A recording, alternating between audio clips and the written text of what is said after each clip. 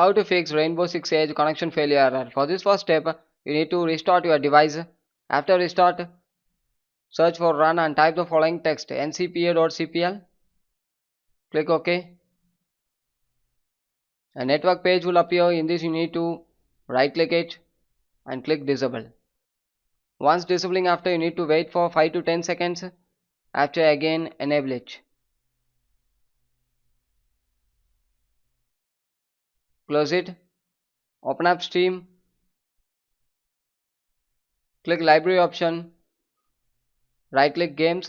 Click properties. Click install file and click verify integrity of the game file and wait for some times. It's actually verifying the game files.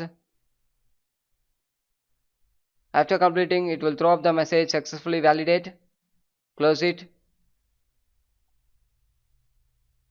Click settings.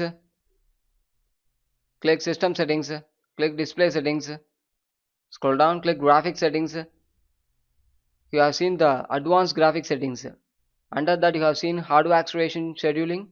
It should be in disabled mode. Make sure it. If it's enabled means you need to disable it. Once disabling, after you need to restart your device. After search for CMD, click run as administrative and type the following text ipconfig space /DNS. Click enter. The next command netsh space winsock space reset. Click enter.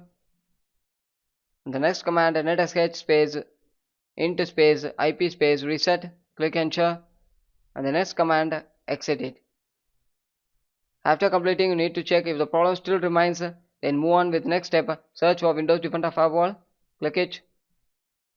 Click Allow an app or features to Windows Defender Firewall. Click change settings. Scroll down and search for Rainbow Six Siege. Make sure you should enable in both private and public. If it's not enabled means you need to enable it. If the application is of not having means you need to click allow another app.